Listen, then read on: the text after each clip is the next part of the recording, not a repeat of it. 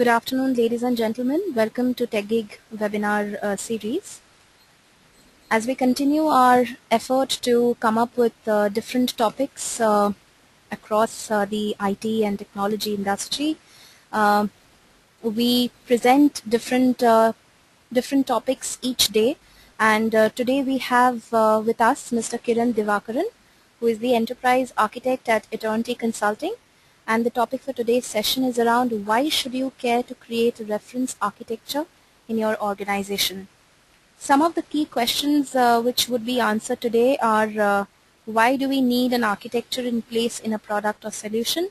Why are different views to architecture important, and why is important to create the one that you are interested in? How do you apply framework level separation of views to create a reference architecture? What is the role of architecture vis-a-vis agility, and how much architecture is needed for the hour? So without any further delay, I will now hand over the session to Kiran. But just before that, briefly, we will have the session running for the first 45 minutes, and we will open up for a quick Q&A during the last 15 or 20 odd minutes. Request all the attendees to start sending in questions from 3:30 p.m. onwards. With this, I hand over the session now to Kiran. Over to you, Kiran. Yeah, thanks, Sri. Yeah. Am I audible to on the mic? Yes, Kiran, you are audible. Okay.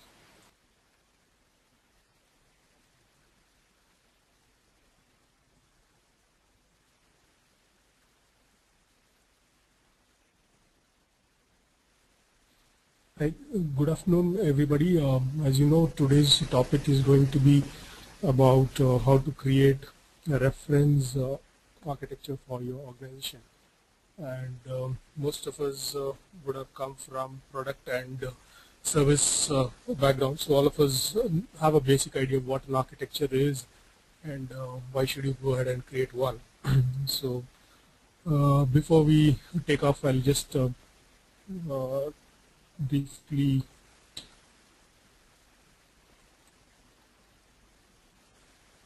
hello. Yes, Kiran. Sneha, actually my screen isn't moving. I'm not able to get the control of my screen. I can see the first slide of yours, Kiran. Yeah, okay. Now it's fine. Okay. I can now see the second slide. Why is it? Okay. So a little about myself. And I've actually worked in product companies for the past 13 years in actually core banking and mobile payments.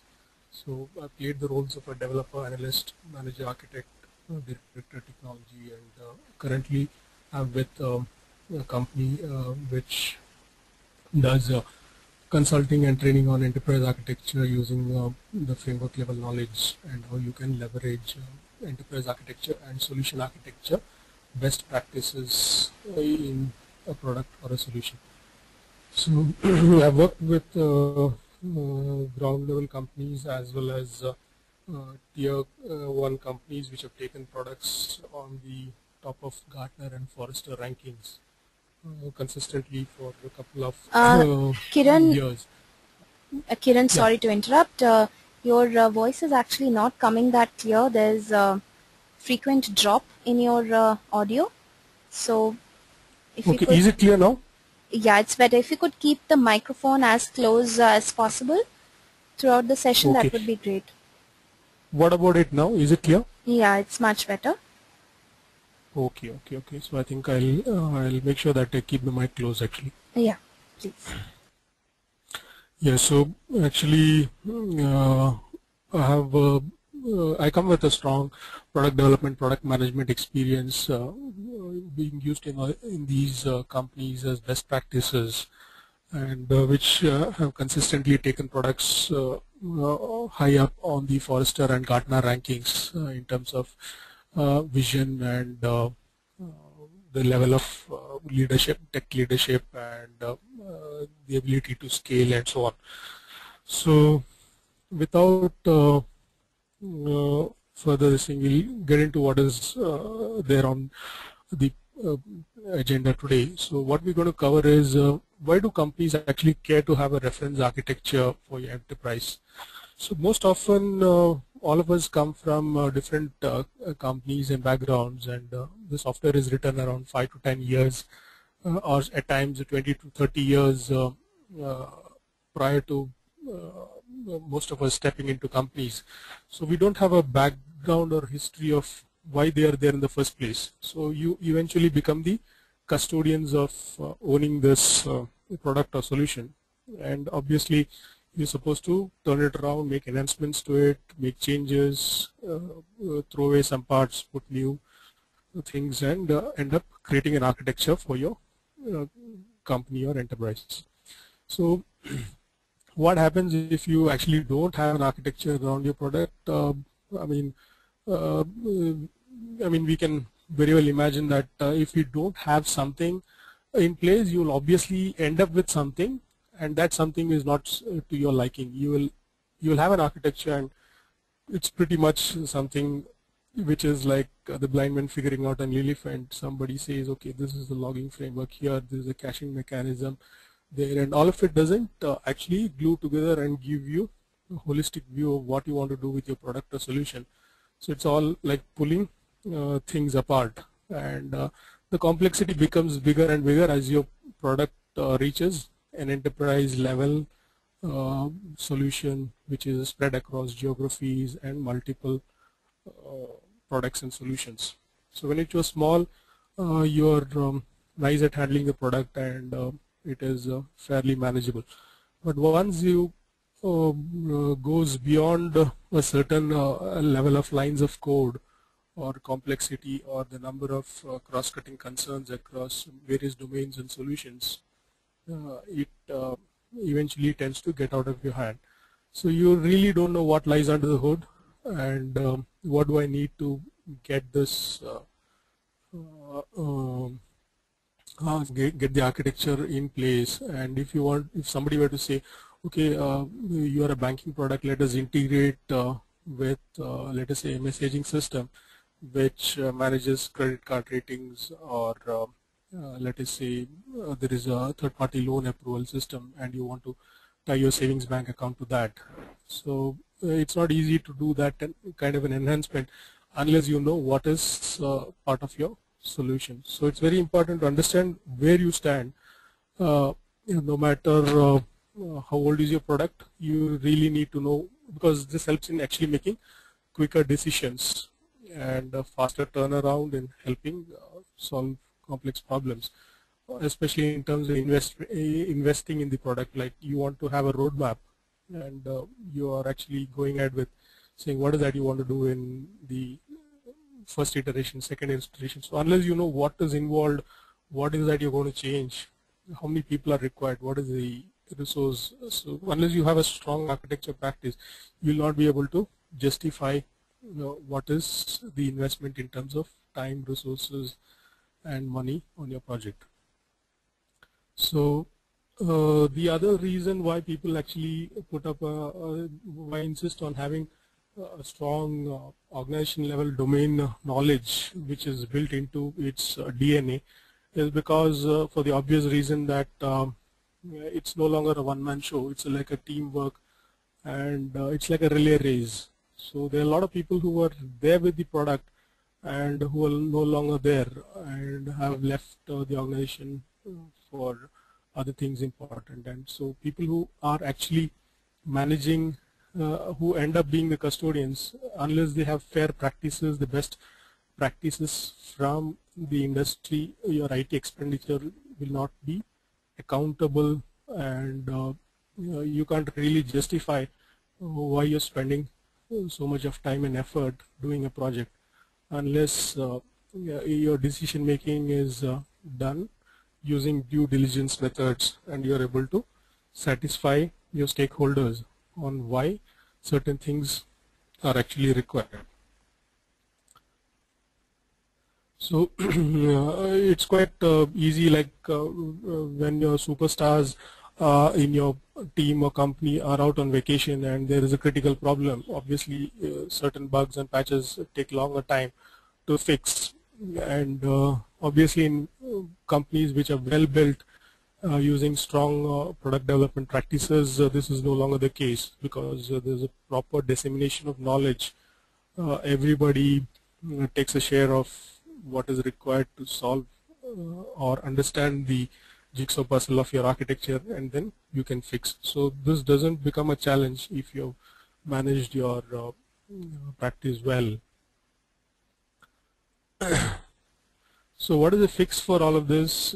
Fix is actually you need to have a proper portfolio management of your product and solution.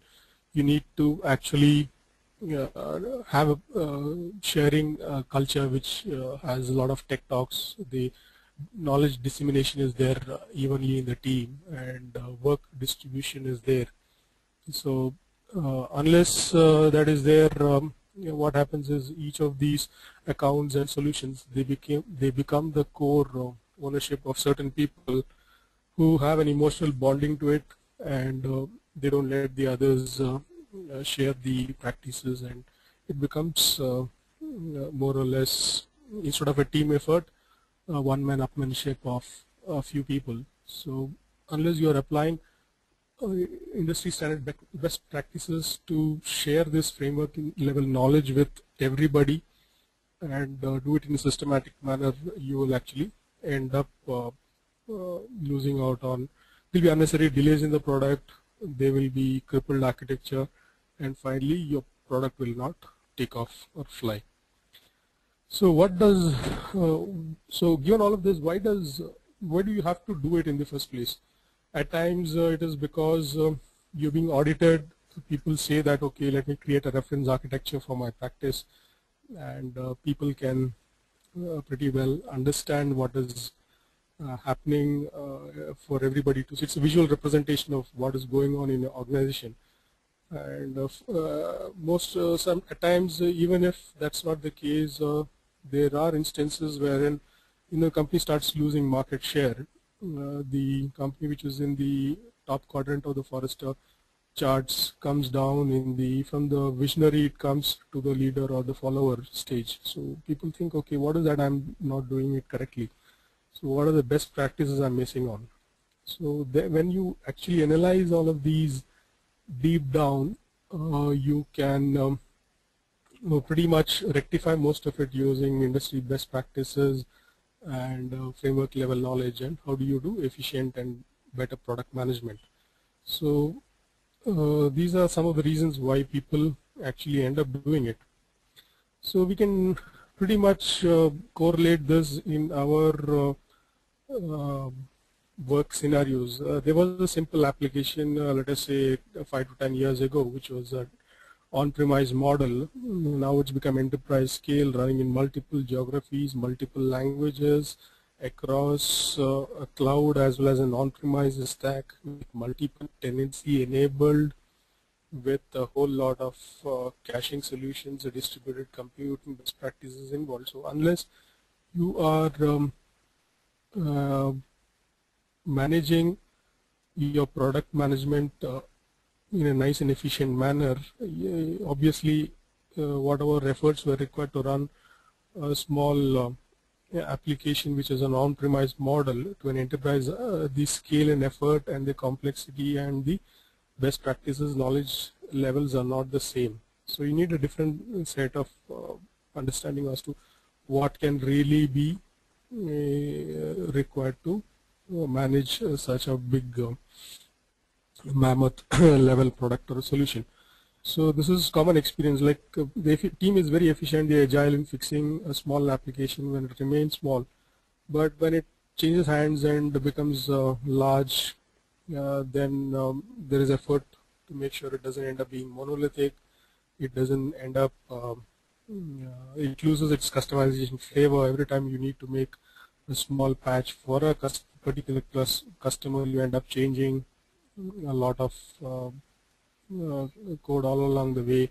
Your patch management, your make file system, your deployment series, all of this actually becomes quite complex to handle. So how do you actually make an elephant dance is the next question. So because when it remains a tiny, agile, nimble, it's easy for people to dance. But when you become the size of an elephant, how do you retain your market share? How do you make sure that you actually are able to add value to your customers and keeping your cost of your product or solution viable, and how do you reduce the cost of ownership to the customer and still deliver value? So all of these are things that generally get asked around when your product is going through a rough patch. So what happens is, most of us can relate our stories in companies or across products from the trunk of a tree. There were, let us say, 5 to 10 developers at release 1. At release 2, it became 20 to 40. Release 3, maybe it remained 35, 40. At release 4 is like multiple geographical distributed teams managing the whole release and product across different countries and time zones. And obviously, the release 1, the technology stack was quite primitive. 2, it is again changed hands, it became complex. 3, it became even more complex. And 4 is quite large. So unless you have a portfolio management of systems, there are instances when people go dig deep into the code, and of course finally the code is the final version of truth, and that is what you end up doing. So unless you have fair product management strategies in place, everybody ends up working a lot, and still you don't end up with a great product story. But it looks like all the way you're working very hard, people are staying overnight, and still you're not able to get around, get a fair amount of your market share. So all of this can actually be overcome if you do proper portfolio management. And how do you create your artifacts, resources? How do you empower people by creating a reference architecture and make sure people understand your story that you're trying to tell them? So if you see these days, any product or solution is simply moved itself away from technology, and it's become more of a business problem being solved using technology. And at the core of everything, you actually have a vision. Say I want to sell a social app connecting people. So let us say that is a vision. Then how do you enable it in what tablets or mobiles or the web portals is that making it available through? And obviously there is a business flow around it which composes your business architecture. How are users going to interact with your social app? How are they going to connect to the system? How are they going to transact? And what is the ultimate value add in terms of their life experience by using your application? And next comes your information architecture, which is nothing but your application and data architecture. Application, what kind of applications will I use to solve this business problem, and what will be my data set for solving my problem? And then I leverage all of this using a technology stack, which can be either .NET or Java or Ruby on Rails or Scala or whatever is the latest on the product line. So at the end of it, I mean, this is how most of your actually industry standard frameworks look like. If you apply Zachman or TOGAF or Phillips 4+1 view, the ultimate aim is you end up with a reference architecture which ensures that you manage your product or solution well, and the output is a reference architecture for people to see and use, and so that everybody, it's like a guiding star in your company wherein you understand what is required from the architecture, and everybody knows what pieces belong to them and what is really required from their teams for making sure the other pieces talk to each other. So previously the scenario was, in the waterfall model, you create an architecture, then a product, and so on. But these days you have a product, and you don't have too much time for architecture, so you build an architecture around it. When things stabilize, you fail, make mistakes, and learn from your iterations. So in either case, you need an architecture around your product or a solution. So there are no two ways about it, that you still need an architecture, whether you belong to the old way of doing things or you're using agile practices. You still need an architecture for people to actually get value and increase employee productivity in your company. So what does it actually cure? It helps you to see the myopic vision thing, because what happens is when your lines of code is well under a couple of hundreds or thousands or 100,000 lines of code, it's still manageable. But when it simply gets beyond that, you end up with actually a blurred vision, which is I can't see what my roadmap head looks like. Let us say your product head or your company, your top management says, okay, I want this, I want to move my application to the cloud. Can you tell me how many man days are you going to take?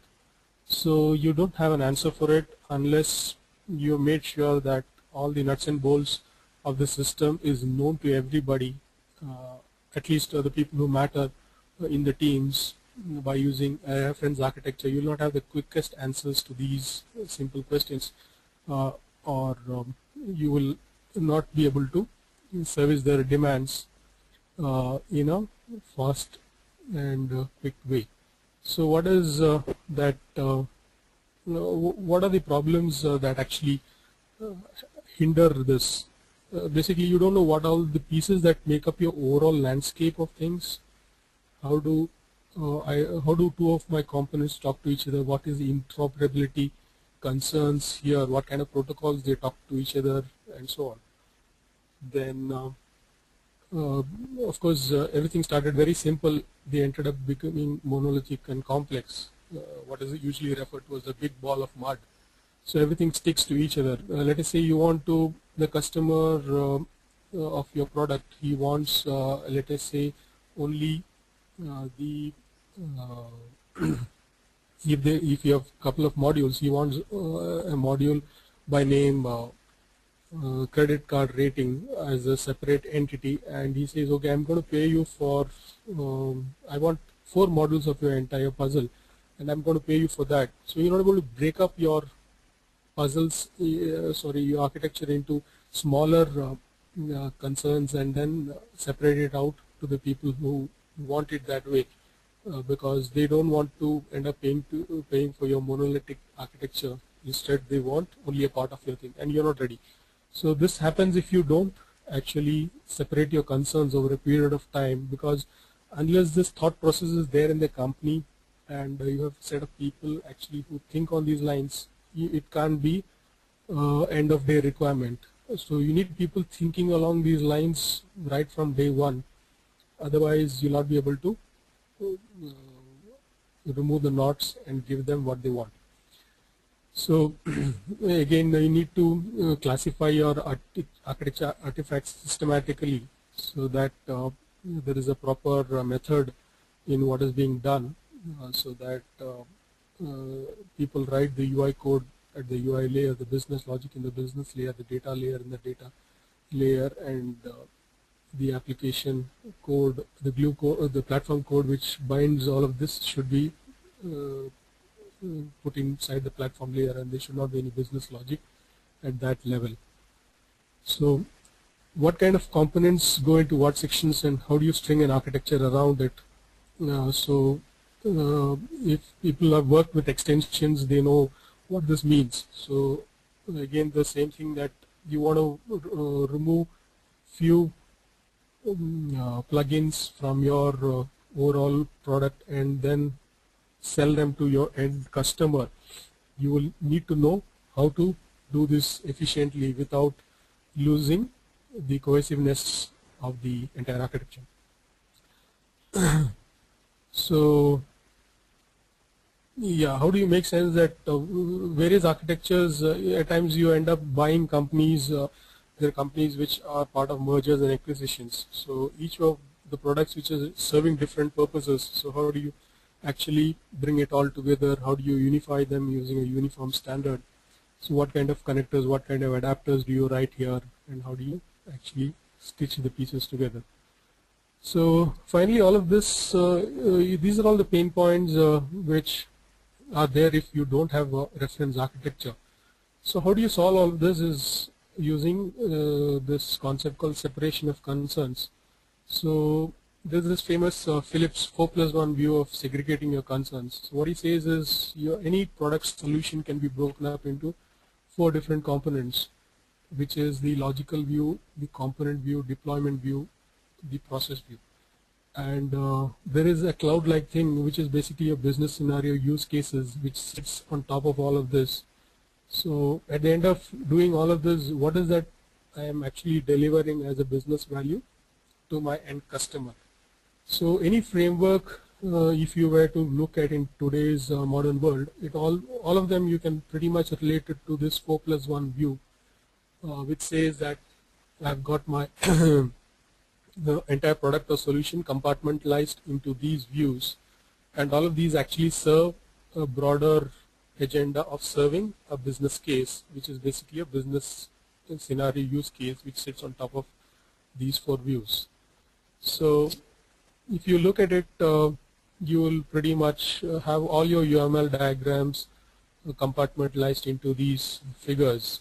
One is the logical view, the component view, then the deployment view, and the process view. So many times when you're doing a load test or you're doing a concurrency test, you need to know what is my concurrency view of my architecture. Where in my architecture, across what value objects, or across what particular shared data that I can expect a lock condition or a deadlock. So unless you actually created, done your due diligence in understanding your system and know where I can expect thread locks, deadlocks, and unless you've done it, it's not easy to find it out at that moment. So you have to end up doing a firefighting exercise, which is actually painful, and most often it gets done if you don't plan this when things are not very busy in the companies. So let us look at how all of these frameworks actually approach these concerns. So everything starts from a conceptual view, then it boils down to the logical view, then it comes to the physical or technical view. So at the apex of the pyramid you have the conceptual view, and from the conceptual view you come to the logical view, and then you come to your physical or technical view, which is nothing but how you go ahead and implement what is discussed at a conceptual view. So what are some examples of this thought process? Let us say the mission and vision of Facebook is as simple as connecting people. So that is my strategic or conceptual view for the product. I want to connect people. That is my high-level 2-line mission statement. And what is the logical thinking behind this? What is involved in connecting people? What kind of relationship they share between themselves? What kind of ER diagrams are around this product? What kind of data is used to make this really happen? And what kind of entity relationship mapping can I have between the various actors and the logical data entities that is required? So finally, the physical is the running system, the backbone of how it all looks like once you have a system in place. So you move from the logical to the physical. You go ahead and get to the class interface diagrams, you create your database tables, you go ahead and create your logic and the business code which actually goes ahead and creates the linkages between people. So all of the frameworks actually help you in slicing your architecture by various concerns. So one popular way of slicing your architecture is by means of horizontal slicing. So a typical three-tier architecture can be sliced based on the presentation layer, the business layer, the data layer, and then the various components of it are represented in the horizontal slicing of the architecture. So this is one way in which you can slice your architecture. The other one is service-oriented architecture, means of horizontal slicing of your architecture, which is you slice it based on the services that your product or solution ends up giving as a value to the end user. So you go ahead and create various services and various across the different layers, such as the resource, business, service, and finally the service layer. So this is another way of actually compartmentalizing and segregating your concerns. So next comes what is known as the vertical slicing of your architecture. When you're vertically slicing your architecture, it's more about adding a particular set of functionality vertically end to end. Let us say you're a CRM product and you've got 20 different screens. So in the first cut, you provide 3 to 4 screens. In the second one, you provide the next set of 4 screens, and so on. So generally, all the horizontal concerns in the architecture are cross-cutting across the horizontal sections. Such technical features are generally horizontal. So these actually map across the vertical slicing of the architecture, and this is another way of actually creating a view for your architecture. So there is another model in which you can slice your architecture. This is all based on plugins. So the simple thing would be your Eclipse style Java plugins, and how do you represent it using an extension based architecture. So you decide which of the plugins you're going to showcase in your product or solution, and show them based on a plugin kind of a model. So the best example for this is the extensions based one. It will be useful when you are actually selling stuff to your customers, wherein some people need some of the plugins and some other customers don't need the others. So all of this actually has its history in this ISO standard called 42010. So this actually tells you how to go ahead and create views for your architecture. How do you create viewpoints, and what kind of stakeholder concerns are going to be addressed, how are architectural frameworks created, and how do you create a reference architecture model for your product or solution. So all the later day frameworks actually have a sound grounding on this particular standard. So this tells you how you should go ahead and create views or viewpoints.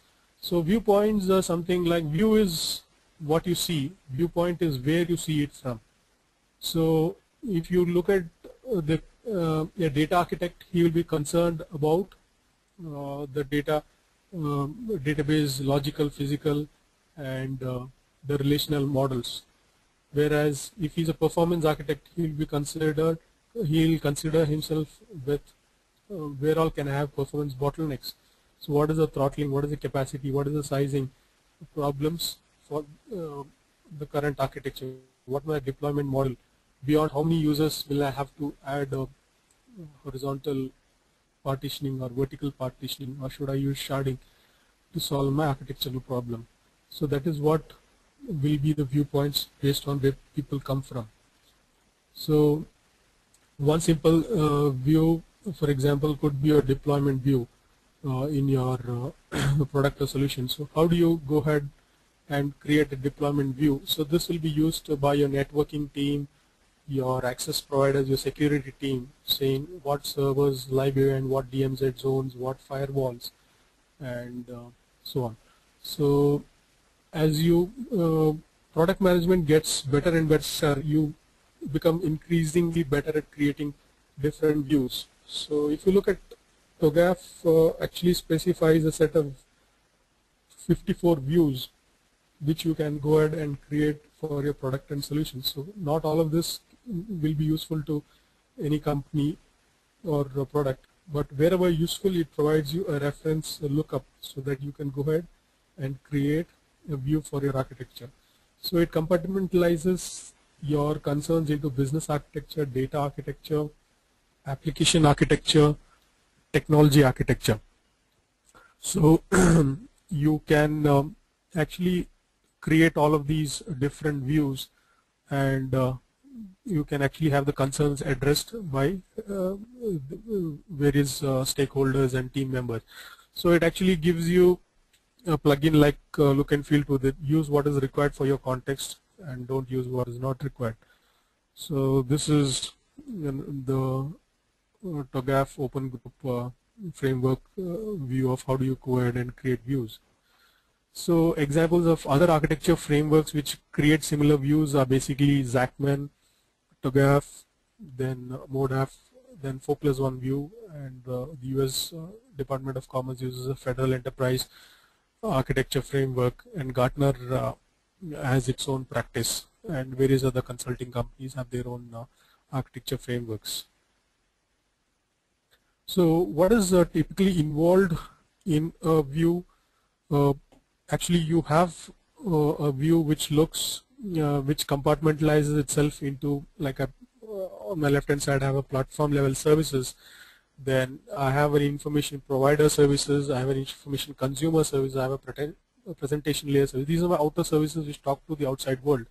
So I make use of core business services. I talk to my database layer using my data services. And the surround services are what is your third party solutions, what you will use to solve your product or solution framework.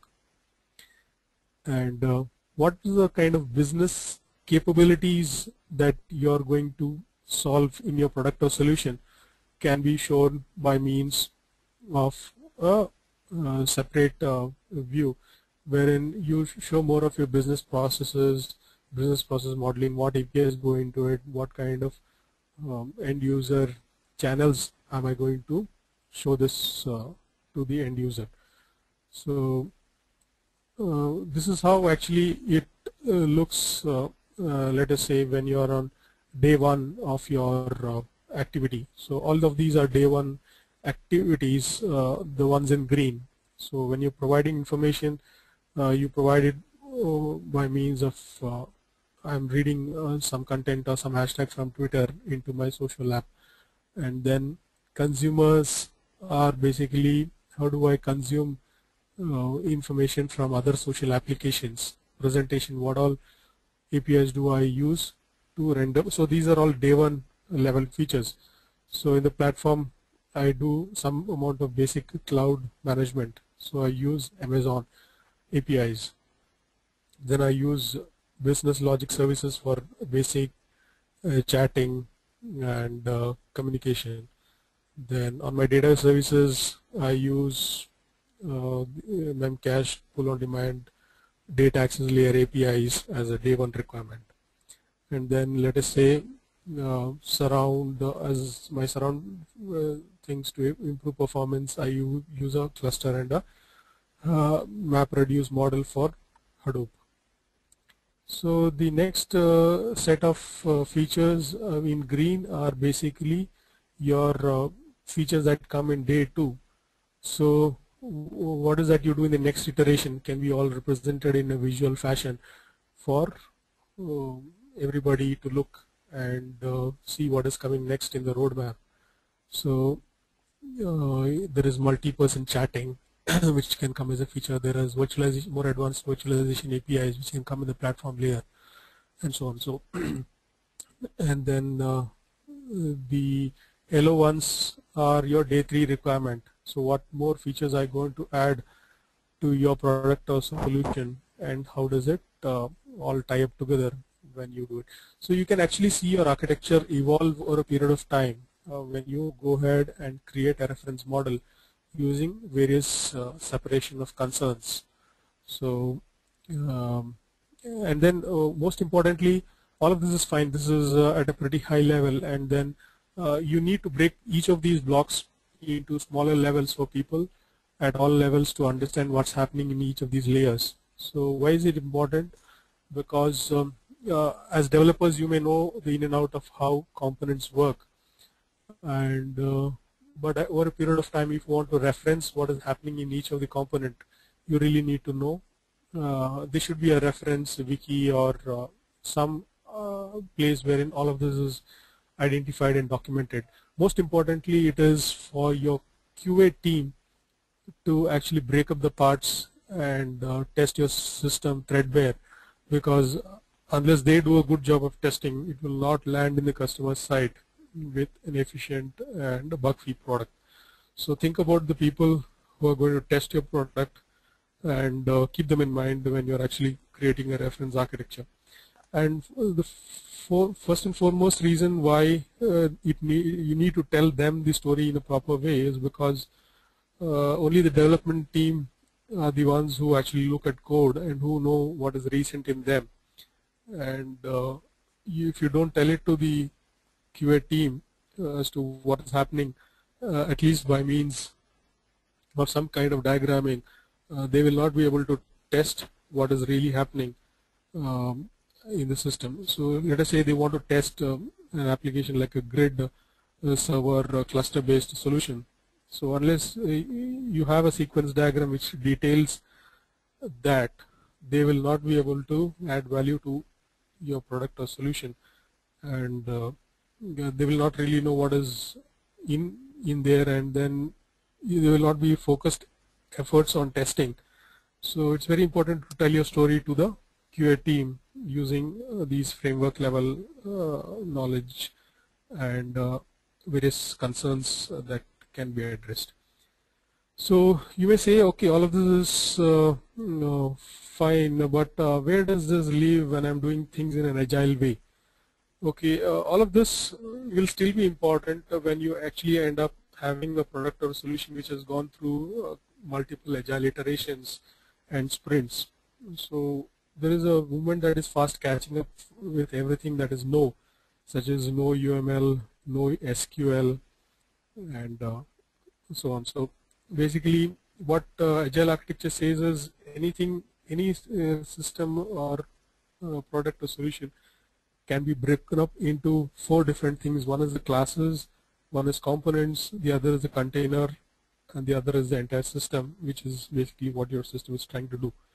So you may not be very good at UML because developers are good at UML, the business folks or the end users may not be good at UML. So at least go ahead and create no UML or arbitrary UML as they call it, like you hand sketch your architecture, create a reference architecture model, and tell your story as to what is being done in each of these solutions, so that it becomes useful for your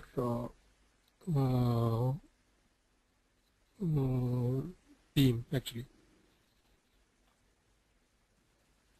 So what does this help actually? It actually helps you to have an architecture traceability. It helps you to know what was there in version 1, and currently I'm at version 4.1. So what has progressed in the few years or months during my product turns, twists and turns, and how do I pretty much relate to what is happening in my architecture. So it can create an architectural traceability, easy go access roadmap for everybody to appreciate what's happening. So what are the typical things that you end up with? You can create a typical banking reference model if you are from a banking company, a retail banking company. So you can segregate your views, go ahead and create your different concerns based on this. So this is a typical example of a SAP architecture thing. So SAP sells its solution big bang to a lot of customers. So what are extensions, what are part of the main core product can be shown using this extension architecture thing, which is again a segregation of concerns. And finally, if you have to sell a cloud solution, so what is part of your infrastructure model? You can again break down the infrastructure. You can break down the platform as a service, software as a service into multiple blocks and say what goes into each of them. And yeah, so I think that's pretty much at the end of the thing. So really, I think I'm done. We can take questions. Thank you so much, Kiran. I have already assigned you a couple of questions. You will be able to find them in your questions window. 1 second, actually.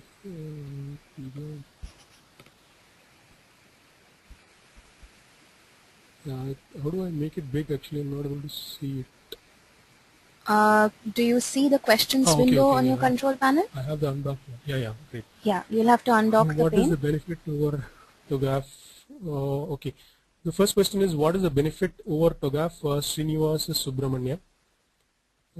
So, yeah, actually TOGAF helps you to compartmentalize your entire vision around your product into 54 different concerns.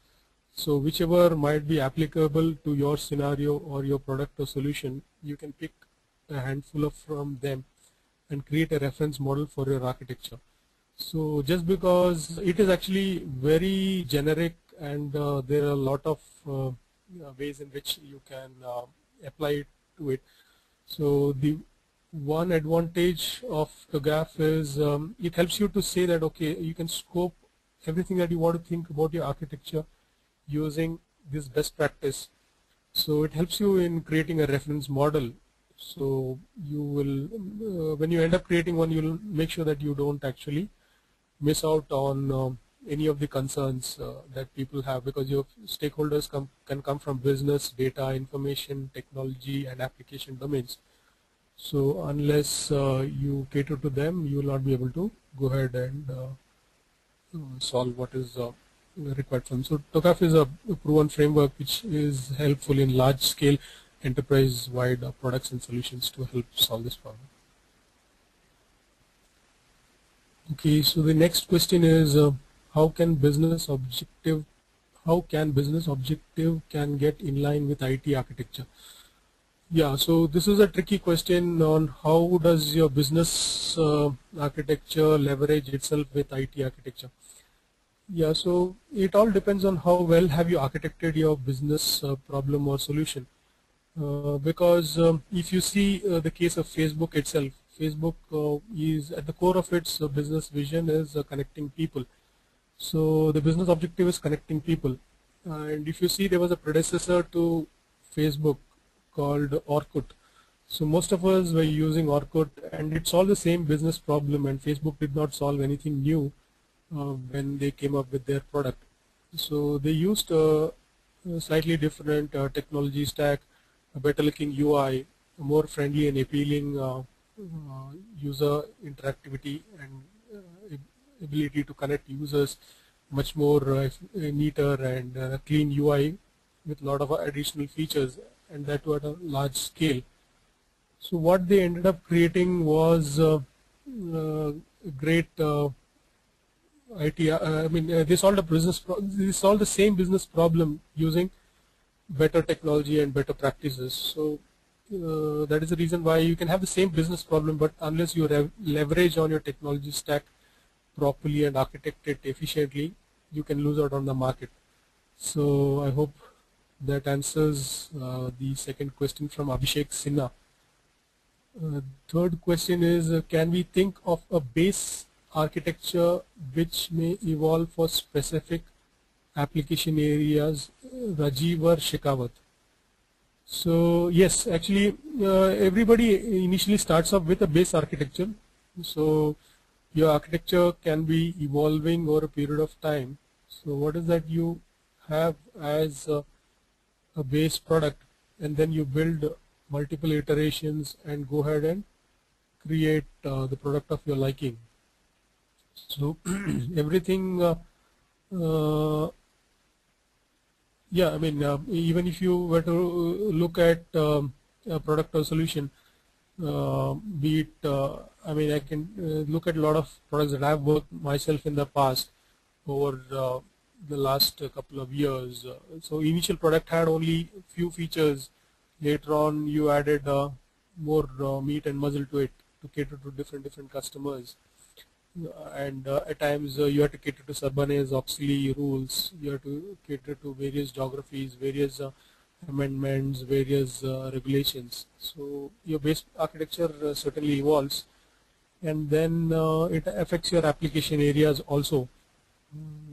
A simple requirement would be, let us say we were trying to sell a solution in the UK, and the customer in the UK said, unless you cater to blind people, we cannot buy the solution from you. So you need to have disability as a requirement in your product, so to make sure that blind people can actually read the screens. So that came as an add-on on top of your base architecture, and then it went ahead and created an entire set of applications and technology stack which had to cater to make it happen.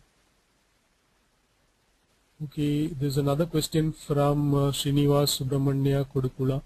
He asks, what reference architecture include user experience SLAs?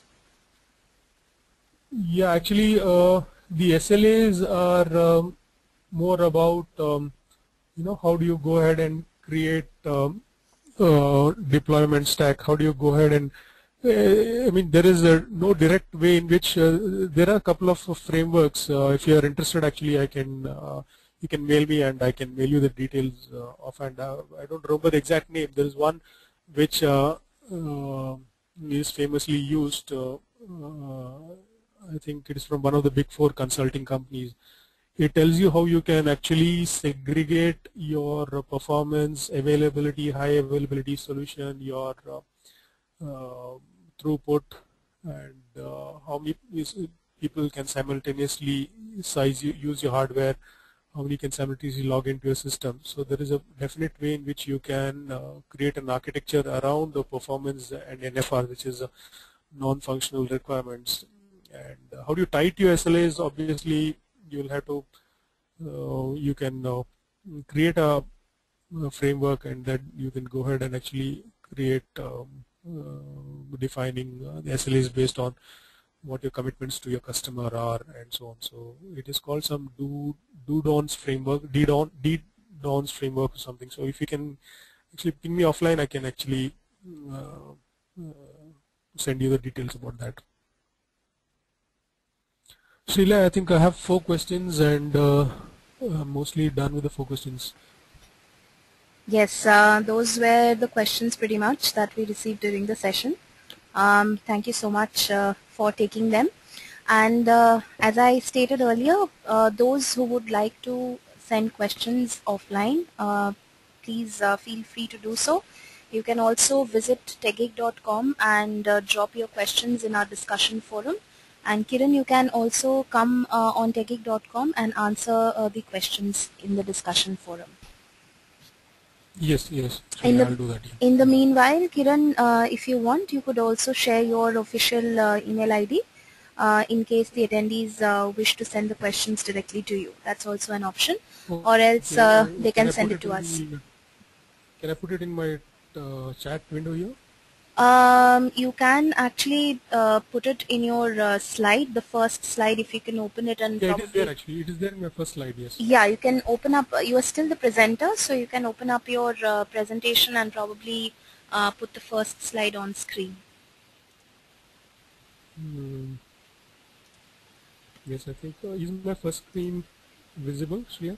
Yeah, it is visible now. So yeah, I've got a Twitter ID as well as my mail ID also, actually. Great. So yes, I would like to take this opportunity to thank you for taking time out today and giving this presentation. I'm sure it was a value addition for all those who attended today. And the recording of today's session will be available on techgig.com by tomorrow afternoon. So those who wish to go through the entire session once again, please visit www.techgig.com. Thank you so much, Kiran, once again. Yeah, thanks, Srila. My pleasure. Yeah, thanks. It was nice Have a actually great interacting. yeah, have a great new year. Yeah, thanks to you and everybody on the call also. Wishing them a new year. Thanks so much. Thanks everyone Yeah, for your fair support and participating in this discussion today. Thanks. Have a great day. yeah, thanks, Srila. Thanks for organizing. Thank you. Have a good